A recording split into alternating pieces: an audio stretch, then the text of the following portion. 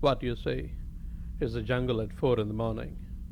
I started out much earlier this day, having the knowledge that the forest guards don't lock the gates of the security post.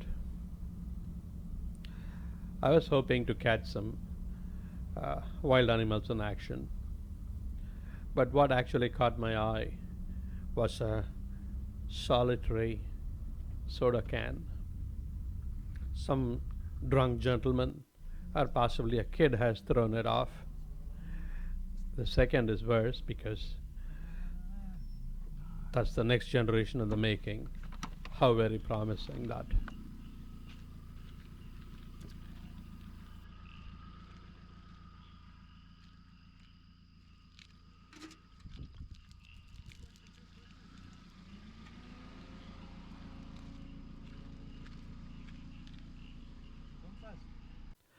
I saw a lot of foliage on the road. That means the elephants have been pretty active despite the heavy rains last night.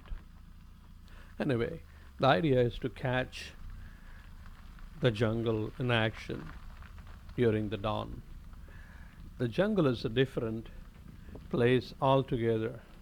It gets alive at dawn. The bird songs dominate the daybreak. Owls, babblers, parakeets. They all go crazy. Malabar squirrels, specific to this Western Ghats, they join. They join the langurs. They all go rowdy, making a chorus. That's very typical of the Western Ghats. You don't get to hear such a welcome chorus in the morning anywhere else in the world.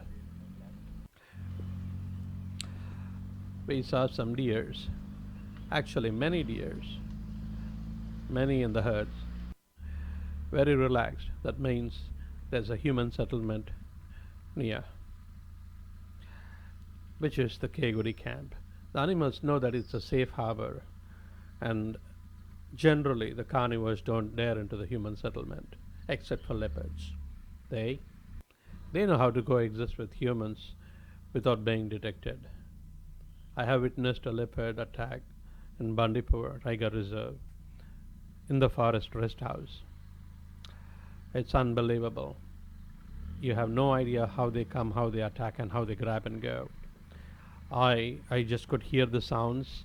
Before I could turn on the torch, the game was over. Yes, you guessed it right. This was just before dawn outside the forest rest house called Harini, one of my favorites out there. Although less picturesque, I would rate Bandipur Tiger Reserve's forest rest house much higher than Dikala at the Chimkarbet Tiger Reserve, which is squarely in the middle of the jungle, which is more picturesque and beautiful, but animal sighting and action, you cannot beat Bandipur.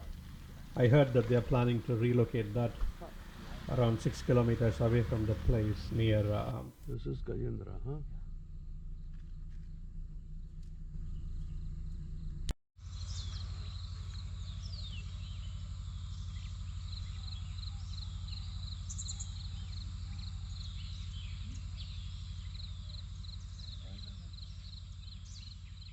Melkamanahalli, where from the safari rides begin.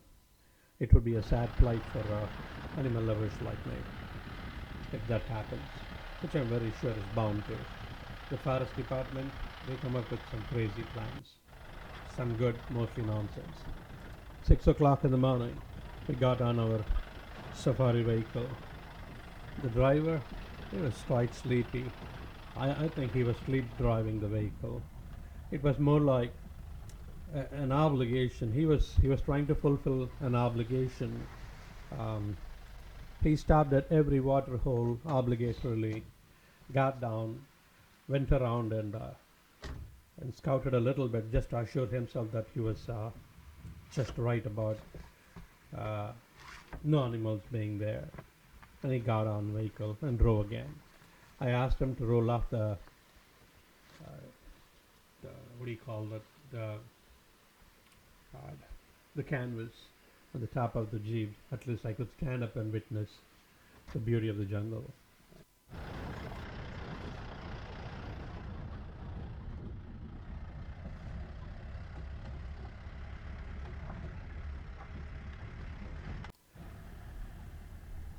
A bus shelter right by the road next to the core forest. Imagine the lifestyle of the Soligas here. No wonder they fought to retain their ancestral land and the right to stay here in the middle of the jungle. I wish I can be part of this. But it's a matter of destiny, I guess. As fancy as it sounds, it takes a Soliga to know the hardship that they face every day.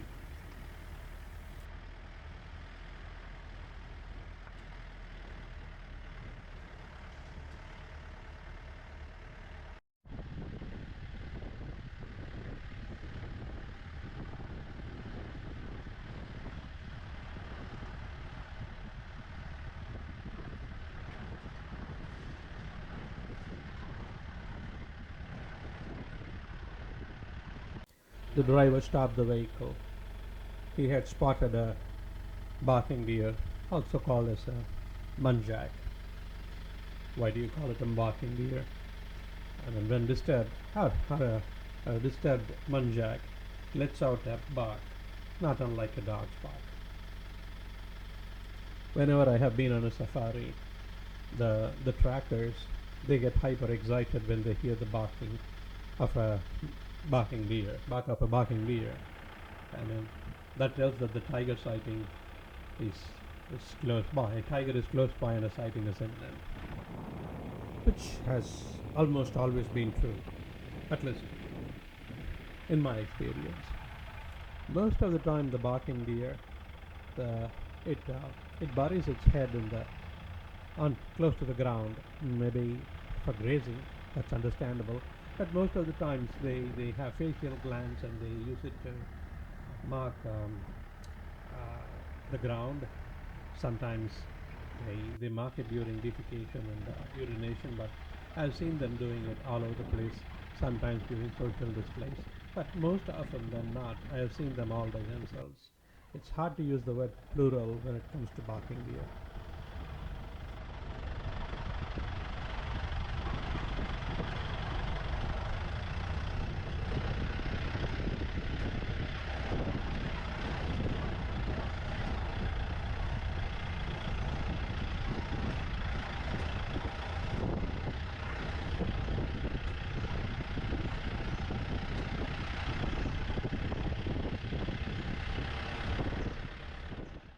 The heavy rains from the previous night has literally wiped out every possible sighting chance that we had that morning.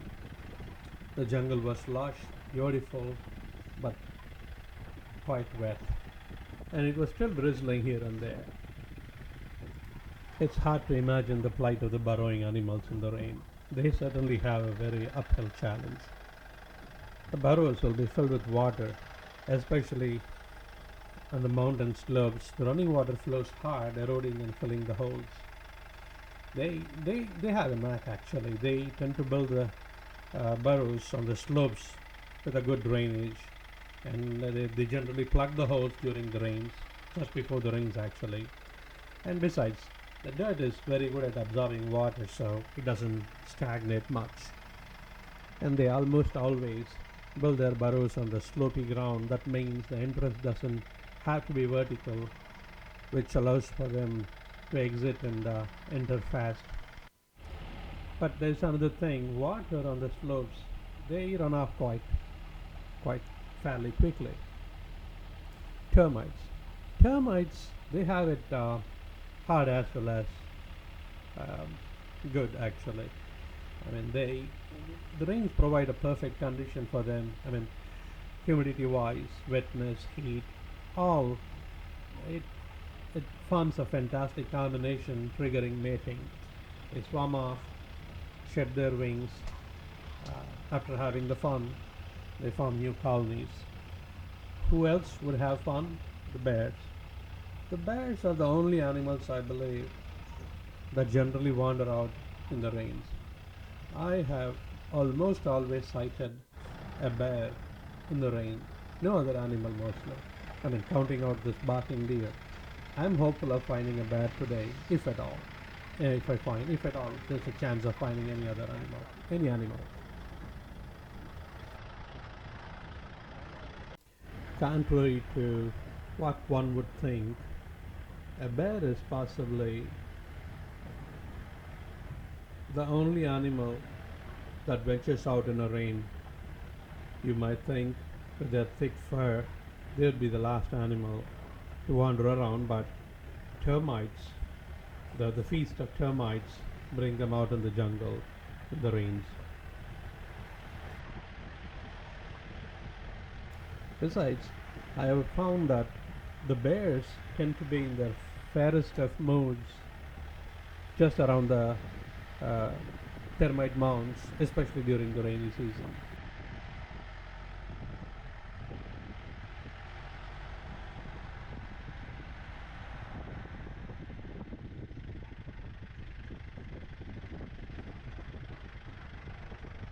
I don't think they have the time or the energy to focus on anything else except finding termites. They're too preoccupied with that.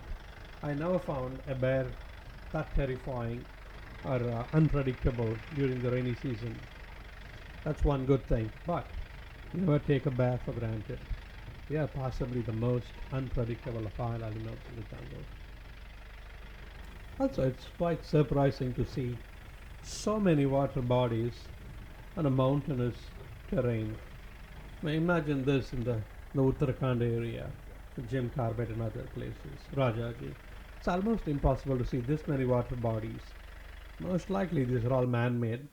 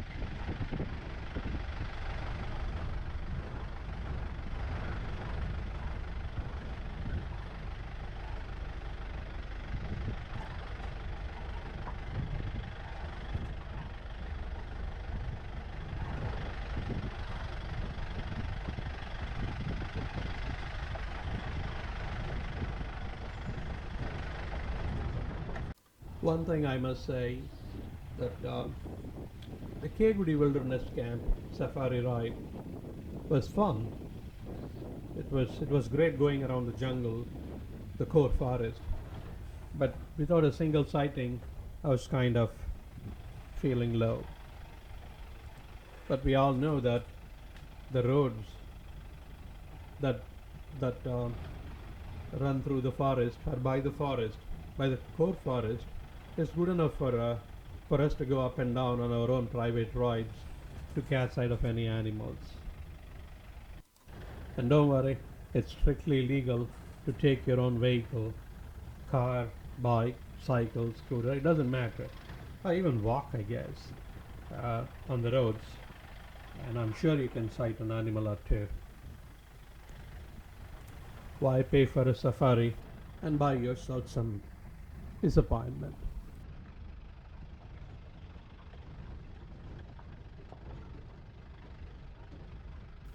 I could see the relief on the driver's face, and I understood that we were nearing the Kegudi camp. I think he was done. He did it as a, I don't know, much more of an obligation. And the chances of sighting an animal or two is very low It certainly sats out the enthusiasm of these drivers. I can understand that. But it was so palpable that I started with a disappointment right at the start of our journey. At least he could have kept a poker face without showing his feelings at the start of the Jeep ride. That way, at least you know what? I could have enjoyed the ride and had the disappointment reserved for the tail end of the ride. We we took a whole afternoon. We were around that place, Kegudi camp. We had a great time with the children there playing, just lounging around. Forget about this narration stuff. It's time to beseech for your subscription, I guess. Would you care? I know it's quite unreasonable to expect a like from you, considering that there were no animal sightings that I could show you. At least a comment. Yeah, that would be commendable. Let me know what you think, or what you don't want to think. Clearer.